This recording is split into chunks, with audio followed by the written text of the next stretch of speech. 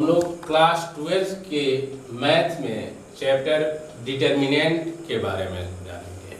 Determinant का हिंदी सारणिक होता है। इसकी डिफिनीशन पढ़ने से पहले हम कुछ बातों पर ध्यान देते हैं। चार संख्याएं ए, बी, सी, डी लिया जाए और उसका एक रूप हो A B minus C D, तो A B minus C D को एक अलग रूप में दिखा सकते हैं।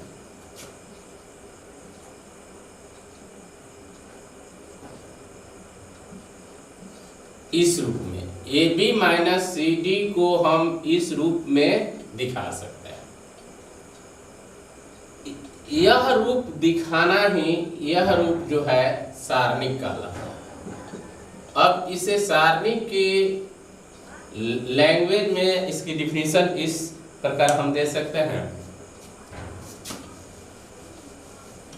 चार संख्याओं से बने व्यंजक, चार संख्याओं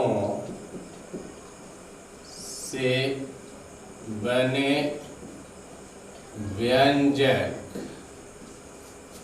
चार संख्याओं से बने व्यंजक A B minus C D को, A B minus C D को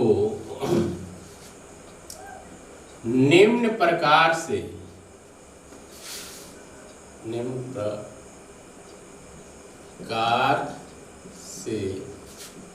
लिखा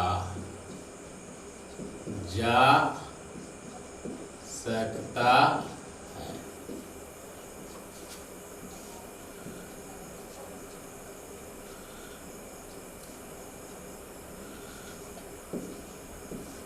इस निम्न प्रकार से लिखा जा सकता है। अतएव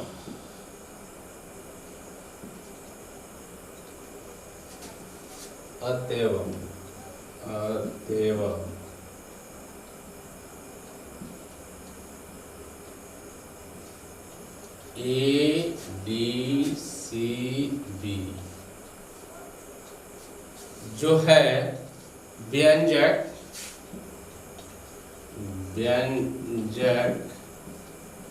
ए बी माइनस सी डी का एक रूप है। इस विशेष रूप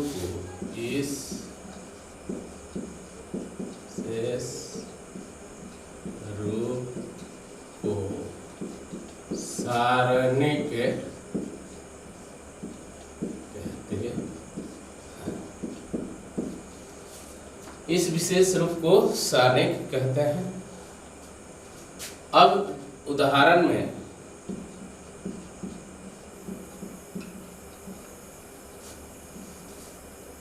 ए B C D E F G H I 1 2 3 4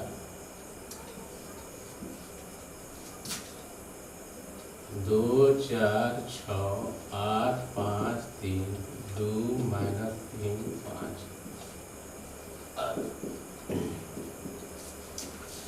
अब हम इसमें दो प्रकार की कतार देखते हैं। एक कतार यह क्षैतिज ऐसे जा रहा है और एक कतार ऐसे आ रहा है खड़ा। तो क्षैतिज कतार को हम रो कहते हैं। रो मीन्स पंक्ति होता है। और उदग्र कतार को स्तंभ कहते हैं। तो क्षैतिज और उदग्र कतार के बारे में हम समझें। रो सारणिक में क्षैतिज कतारों को पंक्ति रो कहते हैं। इसे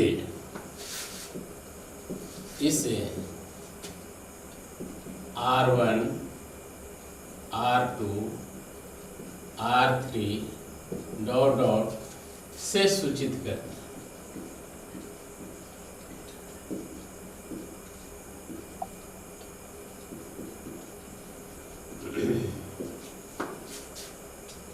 स्तंभ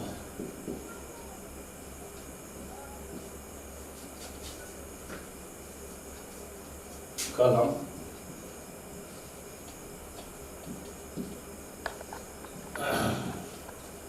सारणिक में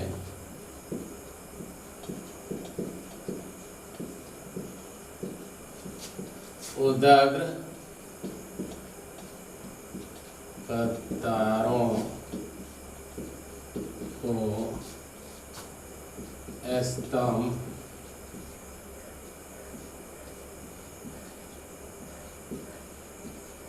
कलम कहते हैं।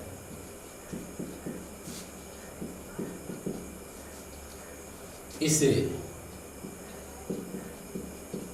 C1 C2 C3 से सूचित करता है।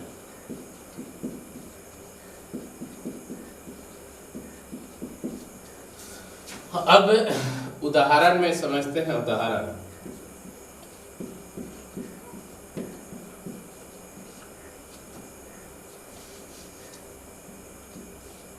एक दो तीन चार पाँच छः सात आठ नौ। अब यहाँ R1 हो जाएगा। यहाँ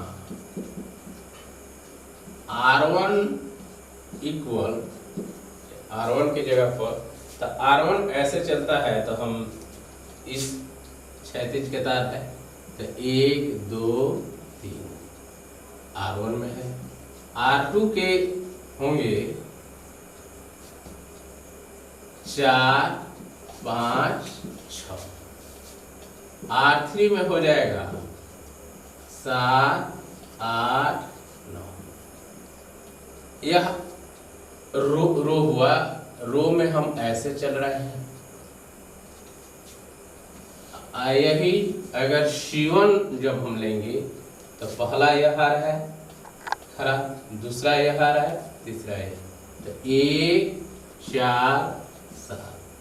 C2 हो जाएगा 2 5 8। C3 हो जाएगा 3 6 9।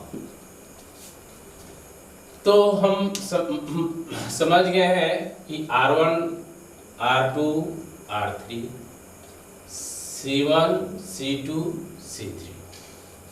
अब इस पे दो सूत्र हम लिख रहे हैं, उसके अनुसार एक्सरसाइज चलेंगे। उसके बाद में कुछ सारणी के गुण हैं और गुण के अनुसार भी बनाया जाता है। तो पहले हम दो सूत्र की चर्चा। सूत्र यह ABCD यह एक सारणी है। तो पहले ऐसे गुना होता है, यह तिरछा ऐसे चलते हैं तो AD होगा माइनस उसके बाद में ऐसे आते हैं तो BC होगा। पहले ऐसे माइनस में ऐसे। 3 वाला अगर हम ले रहे हैं ABCDEF GHI तो पहले इसमें क्या होता है कि पहला पद प्लस में होता है, दूसरा माइनस, तीसरा प्लस, चौथा माइनस, ऐसे आगे बढ़ते जाते हैं।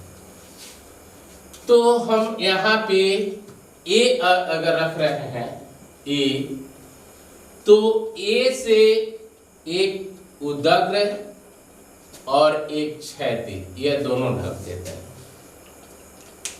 जैसे हमने A से एक उदग्र में ऐसे ढका और ऐसे ढका तो ढकने के बाद हमें बच रहा है EFHI, यहाँ से स्पष्ट है। तो हम लिखेंगे EFHI, पहला प्लस हो गया। अब आगे बढ़कर दूसरा B रखते हैं तो माइनस होगा। उसी टाइप पर यहाँ पे भी ढकेंगे तो यह और यह खत्म हो जाएगा, तो यह बचेगा DF और GI। अब तीसरा में हम तीसरी आ रहा है तो C रखेंगे, तो प्लस में रखेंगे, तो यह खत्म ऐसे होगा, फिर ऐसे, तो DE और GH हो जाएगा। अब इसके बाद यह जो दो टर्म में आया, तो दो टर्म यह है, इसके अनुसार इसे हम तोड़ सकते हैं, तोड़ देंगे। तो ऐसे इसे लिख सकते हैं EI minus FH minus B DI FG plus C DH minus EG, और हल कर हम मान निकाल सकते हैं आगे। तो यह दो फॉर्मूला होगा। इस पे हम कुछ क्वेश्चंस लिख रहे हैं, उसे सॉल्व कर इस पे सूत्र पे एक्सरसाइज दिया। फर्स्ट है निम्न सारणी के मान निकालें। इस टाइप के क्वेश्चंस आपको रहेंगे। तो 1 2 3 4 माइनस 1 B 2 C 1 2 3 4 5 से 6 8 7 3 सारणिक में है 11 12 13 14 15 16 17 18। तो हम इसमें सॉल्व कर देते हैं। सेकेंड में है माइनस 1 2 B C। तो पहले ऐसे गुना होगा, तो जब हम ऐसे कराएंगे तो -1 C माइनस, उसके बाद में B 2, तो यह हो जाएगा माइनस में C और माइनस में 2B, आंसर हो जाएगा। तो इस टाइप पे आप फर्स्ट सॉल्व कर लेंगे।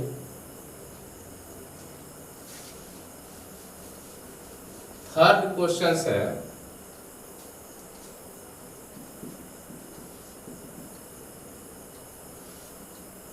1 2 3 4 5 6 8 7 3।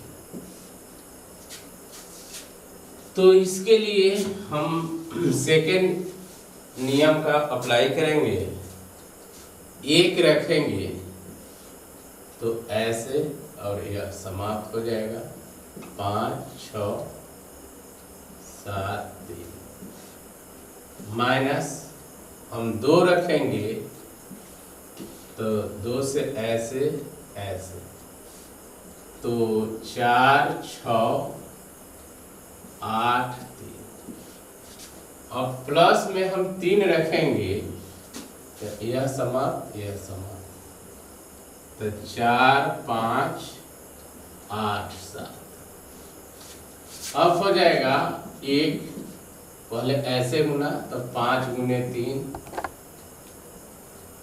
माइनस 6 गुने 7। फिर 2 रखेंगे तो 4 गुने 3 माइनस 6 गुने 8, प्लस में 3 रखेंगे तो 4 गुने 7 माइनस 5 गुने 8। क्या हो गया? अब गुना करेंगे तो 1 से गुना तो कोई मान में परिवर्तन नहीं होगा, इसलिए 1 को हटा देते हैं। 5 3 15 7 6 42, 4 3 12 8 6 48, 7 4 28, 8 बचे 40।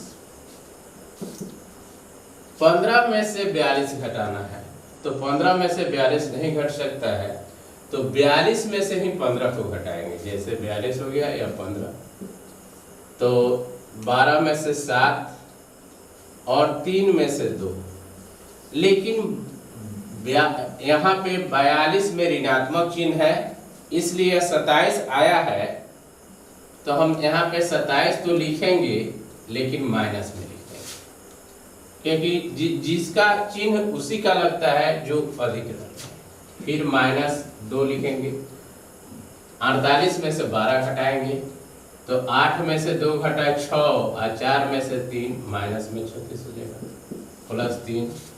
40 में से 28 घटाएंगे तो 10 में से 2 और 3 में से 1 माइनस में 12 होगा। यह माइनस में 27 होगा, अब माइनस माइनस प्लस हो जाएगा, 36 गुना 72 हो जाएगा, अब बाकी आए 36 हो जाएगा। तो एक रूप का एक साथ रहेगा, यानी माइनस में 27 है और माइनस में 36 है, तो हमारे ऊपर इन दोनों को हम एक साथ जोड़ेंगे। अगर हम एक कर्ज पर समझते हैं तो हम एक दो व्यक्ति से कर्ज लें या हम खर्च करें, तो यह माइनस वाला खर्च हुआ है या प्लस मेरा आमदनी है, तो यह दोनों खर्च है या दोनों कर्ज है, तो एक साथ जोड़ देंगे। -27 और माइनस में 36, इसे जोड़ रहे हैं 7 6 13 के 3 हाथ में है 1 और 3 2 5 1 6, तो माइनस में 63 हो जाएगा और प्लस में 72 रहेगा।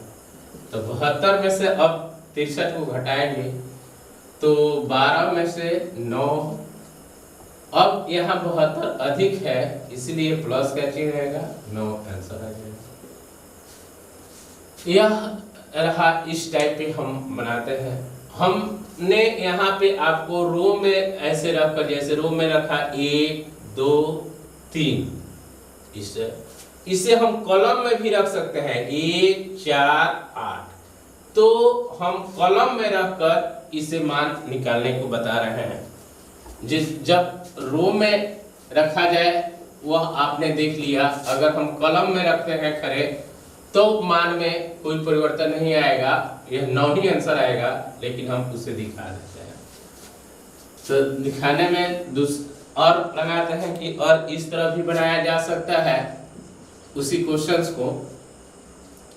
तो और में जैसे हमने रखा, पहले 1 रखा है यहाँ पे, तो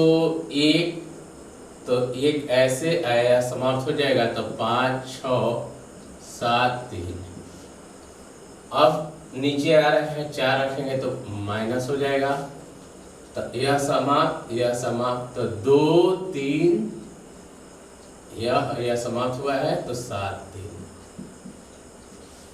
अब यह आएंगे इधर 3, यह नहीं लेंगे, यह आएंगे तो प्लस में 8 रखेंगे, तो यह समाप्त, तो 2 3 5 6, यह 1 रहा, ऐसे गुना कराएंगे तो 5 3 आई 15 हो गया, और माइनस 6 7 42 हुआ, 4, यह 3 दूना 6 माइनस 7 3 का 21 प्लस 8, 6 दूना 12 माइनस 5 3 आई। अब यह घट जाएगा 42 में से 15, तो 12 में से 7 3 में से 2 माइनस -4 रहेगा, 21 में से 6 घटेगा तो माइनस में 15, प्लस में 8 रहेगा, 12 में से 15 में से 12 घटेगा तो माइनस में 3 बचेगा, यह माइनस में 27 रहेगा, 15 चौका 60 हो जाएगा, अब माइनस में 24 है, यह 60 प्लस है, यह 7 4 11 के 1 हाथ में रहा 1 2 2 4 है 5, 60 में से 51 घट गया 9 बचा।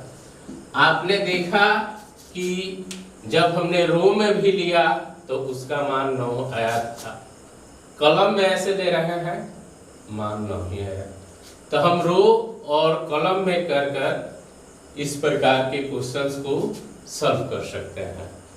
अब अगले दिन हम सारणी के गुण बताएंगे और सारणी के गुण के पर क्वेश्चंस कुछ आपको दिखाएंगे।